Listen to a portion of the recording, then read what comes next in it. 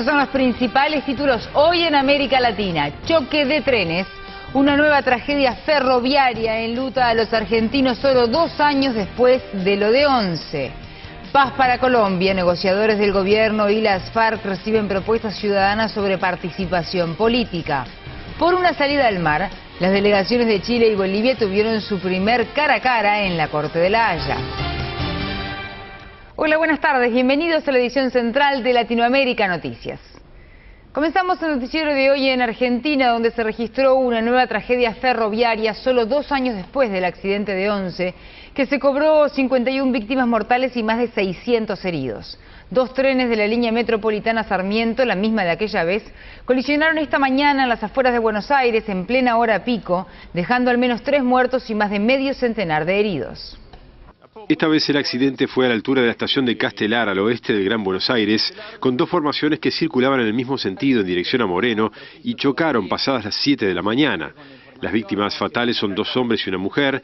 Decenas de heridos fueron trasladados a hospitales de la zona. En el hospital Güemes de Aedo se informó que entre los heridos que recibieron hay al menos 4 personas con traumatismos más graves, sobre todo fracturas, algunas expuestas, y la mayoría de los pacientes asistidos tienen entre 25 y 40 años. Por su parte, el hospital Posadas informó que recibió 20 heridos. También los hay en hospitales de Merlo, Morón, Moreno y en centros de salud de la capital federal. Bomberos, policías y personal médico trabajaron a lo largo de la mañana para liberar a las personas que quedaron atrapadas. El delegado ferroviario Daniel Ferrari dijo a la radio argentina La Red que la formación de doble piso que embistió a otra detenida en la estación de Castelar tenía problemas de frenos y que por esa razón los trabajadores del tren Sarmiento no querían que saliera. Queremos determinar si se trató de un siniestro o de un accidente. Es decir, si se pudo evitar, no fue un accidente, y si no, habrá uno o más responsables. Desde ocurrido el hecho a las 7:07 de la mañana estamos trabajando con nuestro equipo y en contacto permanente con la Presidenta de la República. Nos quedamos en Argentina para contarles que una red internacional de trabajo esclavo que explotaba a colombianos en ese país fue desbaratada por las autoridades este miércoles en procedimientos simultáneos realizados en distintas provincias. El mega operativo permitió rescatar a más de 200 personas de esa nacionalidad y concluyó con la detención de 23 colombianos, entre ellos el supuesto cabecilla de la organización. La red internacional encabezada por colombianos reclutaba a sus compatriotas y los llevaba a la Argentina, aparentemente engañados, a donde llegaban con la deuda del pasaje en sus espaldas y eran derivados a distintas provincias a realizar diferentes trabajos. A propósito de noticias que tienen que ver con Colombia, hablamos ahora del proceso de paz que busca poner fin a más de medio siglo de conflicto armado en ese país. Los negociadores del gobierno y de las FARC, que iniciaron el martes en La Habana el 10º ciclo de sus conversaciones de paz, recibieron ayer las propuestas ciudadanas sobre participación política, luego de reunirse con el diplomático venezolano Roy Chatterton, representante de su país como acompañante del proceso de pacificación. Los negociadores de paz del gobierno colombiano y de las Fuerzas Armadas Revolucionarias de Colombia recibieron en la capital cubana las propuestas surgidas del Foro Ciudadano sobre Participación Política, celebrado en Bogotá hace varias semanas. Representantes de Naciones Unidas en Colombia y de la Universidad Nacional de ese país se reunieron este miércoles en el Palacio de Convenciones de La Habana con las delegaciones de paz de ambas partes para entregarles formalmente el resultado de aquel foro que tuvo lugar entre los días 28 y 30 de abril. Los negociadores del presidente Juan Manuel Santos y de la guerrilla agradecieron a estas 2 instituciones por su compromiso y dedicación en la organización de aquel evento, en el que se produjeron al menos 400 propuestas para la transformación de las FARC en un grupo político legal cuando se alcance un acuerdo definitivo de paz. Los negociadores colombianos han recibido estas propuestas un día después de iniciarse en La Habana el 10º ciclo de sus conversaciones de paz, centradas ahora en el tema de la participación política, el segundo punto de la agenda pactada para este proceso. Por otro lado, en el inicio de esta segunda ronda de las conversaciones de paz, las partes se reunieron el martes, en este caso por separado, con el diplomático venezolano Roy Chatterton, quien manifestó la continuidad del apoyo de Venezuela al proceso de paz como país acompañante de los diálogos. En tanto, el presidente de Colombia, Juan Manuel Santos, que cerró este miércoles una visita oficial a Medio Oriente, aseguró en un encuentro empresarial en Tel Aviv que Colombia es una historia de éxito. Durante el seminario de negocios organizado por ProExport, la entidad pública que promueve el turismo, la inversión extranjera y las exportaciones en Colombia, el mandatario cafetero alentó a los empresarios israelíes a invertir en su país y sacar el máximo provecho del acuerdo del Tratado de Libre Comercio que ambos gobiernos alcanzaron la jornada anterior.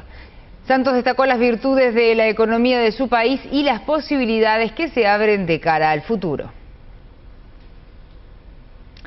Culminamos este primer bloque de información hablando de la demanda marítima presentada por Bolivia contra Chile ante el Tribunal Internacional de Justicia. El presidente boliviano Evo Morales calificó como histórico y de regocijo el hecho de que los representantes de ambos países se reunirán por primera vez en La Haya para definir los plazos del proceso judicial entablado en abril por la paz. El verano parece no querer llegar a La Haya. La lluvia se asoma de vez en cuando para recordar lo impredecible del clima de la tercera ciudad más grande de Holanda. Lugar reconocido en el mundo entero. La razón está en este lugar, conocido como el Palacio de la Paz. Cuando la lluvia da un respiro se llena de turistas. Aquí está la llama que representa la paz en el mundo y es la sede de la Corte Internacional de Justicia, el lugar donde dentro de algunas semanas se entregará el resultado de la demanda peruana contra Chile por los límites marítimos y al que esta mañana llegó Felipe Bulnes, actual embajador en Washington y en este caso agente chileno ante La Haya, pero para un nuevo proceso que recién empieza, el iniciado por Bolivia en su demanda marítima y que tuvo su primera reunión de coordinación. Temprano el agente para la demanda boliviana llegó a la embajada chilena en Holanda, donde se juntó con el embajador, la directora de Territorio y Fronteras y el director jurídico de la Cancillería, la delegación chilena formada en esta oportunidad y que se reunió en la Corte de La Haya por primera vez con el presidente de este organismo y con Eduardo Rodríguez, expresidente boliviano y actual agente de ese país en esta causa, instancia inicial de esta etapa y que coincide justo con las duras palabras que en los últimos días ha tenido el presidente boliviano Evo Morales hacia el presidente Piñera y que para la defensa chilena no pasan inadvertidas. Recae sobre Bolivia la responsabilidad de probar lo que ha señalado. Y lo que ha señalado es que Chile tendría una supuesta obligación legal de negociar con Bolivia con un determinado resultado. Será la respuesta chilena ante las ofensivas que tome Bolivia en este proceso que recién comienza. Cada delegación entregó su propuesta de plazos, los que incluso pueden tomar un par de años, en una causa sobre la cual la delegación boliviana no quiso referirse en La Haya, pero que constantemente genera reacciones entre los gobiernos. Hoy día es un día histórico. Yo diría que deberíamos estar en regocijo porque ya se admite la demanda. Vamos ahora a hacer un primer repaso por los títulos más importantes de los diarios de América Latina. Clarín, Argentina. Allanaron la casa de la chica y ahora investigan a su entorno. Giro en el crimen de Ángeles. La policía se llevó valijas, bolsos y sábanas con pruebas mientras la velaban en Olivos. Fue después de que se supiera que no habría sido violada y que hallaran sangre y cabellos en un contenedor cercano. La Razón, Bolivia. La CIJ abre la fase de alegatos en el juicio contra Chile. La Corte anunciará en los próximos días los plazos de la demanda marítima. Los agentes de Santiago y La Paz se reunieron con el presidente del tribunal. El Tiempo, Colombia. Economía da señales de tomar nuevo aire. El consumo de los hogares se vuelve a acelerar. Infraestructura crece 18% en el primer trimestre. El Comercio, Ecuador. Las leyes minera y de medios se tratan a día seguido. Para las 16 horas de hoy está convocada la sesión para aprobar las reformas mineras propuestas por el Ejecutivo. Mañana, en 45 minutos, se espera tratar el proyecto de ley de comunicación. El informe final aún no se conoce. Reforma México. Retienen a Granier. Desde las 10 horas de ayer hasta esta mañana, Andrés Granier Melo declaraba ante la PGR por el presunto desvío de 1.900 millones de pesos durante su gobierno en Tabasco. Por la noche trascendió que el exgobernador sería arraigado. Es tiempo de una breve pausa y al volver otra vez el pajarito. Maduro dice que Chávez volvió a aparecer y envía un saludo revolucionario a Mandela. El Banco del Sur.